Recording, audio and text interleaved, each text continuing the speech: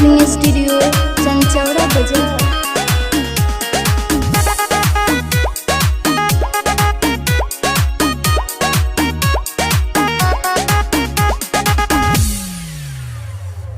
बेटा से दूर माई कहवा रहेलू, साली में एक बेतू आवेलू। हे माँ बोला ना, तोहर जुदाई नहीं हमसे सहाला, काहे तू हम फिर होआवेलू। दूरी सहाय नहीं हमसे रहाई नहीं, करे नी हाथों हम जोड़। ई बीड़ा वाली घरे चली आवा, हंस के सवारी साथे मोरे। बीड़ा वाली घरे चली आवा, हंस के सवारी साथे मोरे। बीड़ा वाली घरे चली आवा।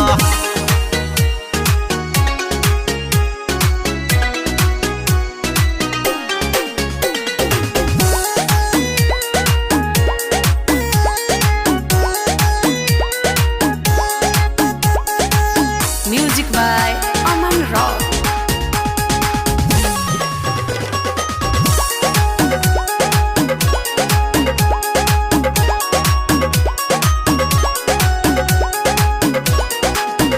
नहीं तुहरा बुझाला, हमसे रहलो न जाला।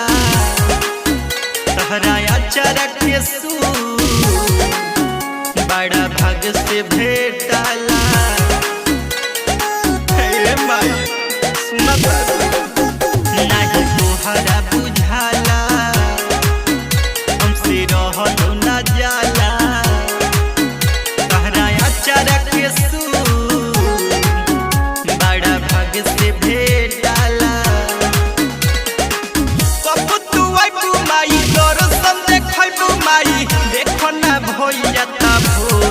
ए बीड़ा वाली घरे चली आव, हंस के सवारी साथे मोरे। बीड़ा वाली घरे चली आव, हंस के सवारी साथे मोरे। बीड़ा वाली घरे चली आव।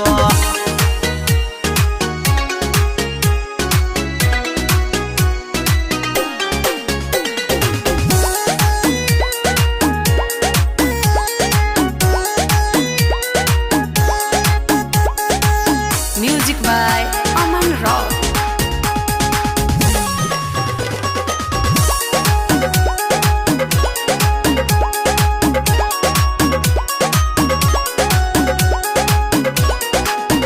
तनी मान लना बतिया, राजी करी है अरतिया। कहे दशरथ जेंदा, निकी लगी उहो रतिया। हे माई सुन ना, तनी मान लना बतिया, गुड्डू करी है अरतिया। कहे दशरथ जेंदा, निकी लगी उहो रतिया। देबेलू सजा रोतावे प्रेम राजा, अब रुके ना अखिया से लोर।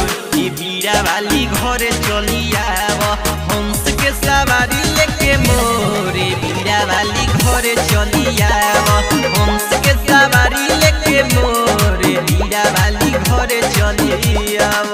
मिक्स बाय पाली रिकॉर्डिंग स्टूडियो चंचौड़ा बाजार।